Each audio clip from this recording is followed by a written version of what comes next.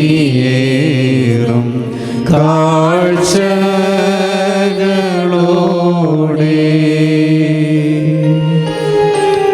തൻ പ്രാകാരങ്ങളിലേറി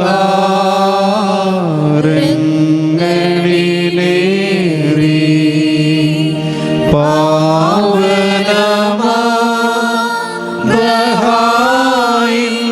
മുൻപിൽ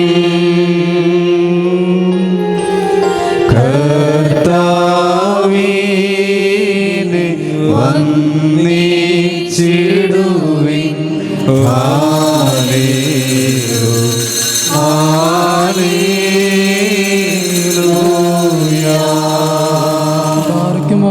നാം അടക്കത്തോടും ഭയത്തോടും വണക്കത്തോടും ചെവി കൊടുത്ത് നമ്മുടെ മുമ്പാകെ വായിക്കപ്പെടുന്ന നമ്മുടെ കർത്താവായ യേശുമിശിഹായുടെ വിശുദ്ധ എവങ്കേലിയോനിലെ ദൈവത്തിൻ്റെ ജീവനുള്ള വചനങ്ങളുടെ അറിയിപ്പിനെ കേൾക്കണം.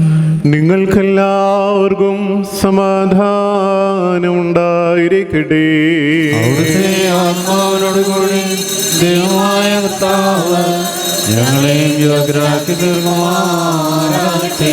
ജീവൻ നൽകുന്ന പ്രഖ്യാപനമായ നമ്മുടെ കർത്താവായ യേശുമിശിഹായുടെ വിശുദ്ധ എവങ്കേലിയോൻ ലോകത്തിന് ജീവനും രക്ഷയും ഘോഷിക്കുന്ന വിശുദ്ധ മത്തായി സ്ലീഹ എഴുതിയ രക്ഷാസുവിശേഷത്തിൽ നിന്നും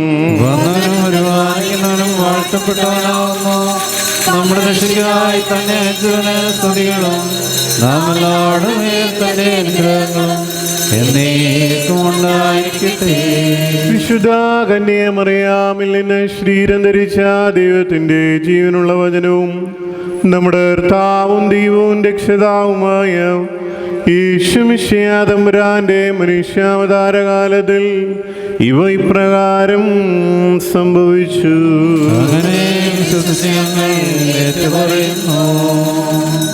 വിശുദ്ധ മത്തായി എഴുതിയ സുവിശേഷം 21-ാം അധ്യായം 28 മുതൽ 32 വരെയുള്ള വാക്യങ്ങൾ. ആകയാൽ നിങ്ങൾക്ക് എന്തു തോന്നുന്നു? ഒരു മനുഷ്യന് 2 പുത്രന്മാരുണ്ടായിരുന്നു. അവൻ ഒന്നാമൻ്റെ അടുക്കൽ ചെന്ന് അവനോട്, എൻ്റെ മകനെ, നീ പോയി മുന്തിരിത്തോട്ടത്തിൽ വേല ചെയ്യുക എന്ന് പറഞ്ഞു. അപ്പോൾ അവൻ, എനിക്ക് മനസ്സില്ല എന്ന് ഉത്തരം പറഞ്ഞു. എങ്കിലും ഒടുക്കം അവൻ പശ്ചാത്തപിക്കുകയും പോവുകയും ചെയ്തു. അവൻ മറ്റവൻ്റെ അടുക്കൽ ചെന്ന് അങ്ങനെ തന്നെ അവനോടും പറഞ്ഞു. അപ്പോൾ അവൻ ഉത്തരമായി, അപ്പാ, ഞാൻ പോകാമെന്ന് പറഞ്ഞു. പോയതുമില്ല. ഇവർ 2 പേരിൽ തൻ്റെ പിതാവിൻ്റെ ഇഷ്ടം പ്രവർത്തിച്ചു ആരാകുന്നു? അവർ അവനോട്, ഒന്നാമത്തവൻ എന്ന് പറഞ്ഞു. യേശു തമ്പുരാൻ അവരോട് ഇപ്രകാരം പറഞ്ഞു, ചുങ്കക്കാരും വേശ്യാസ്ത്രീകളും നിങ്ങൾക്ക് മുമ്പേ സ്വർഗരാജ്യത്തിലേക്ക് പോകുമെന്ന് ഞാൻ സത്യമായും നിങ്ങളോട് പറയുന്നു. എന്തുകൊണ്ടെന്നാൽ യോഹന്നാൻ നീതിമാർഗത്തിൽ നിങ്ങളുടെ അടുക്കൽ വന്നു, നിങ്ങൾ അവനെ വിശ്വസിച്ചില്ല. എന്നാൽ ചുങ്കക്കാരും വേശ്യാസ്ത്രീകളും അവനിൽ വിശ്വസിച്ചു.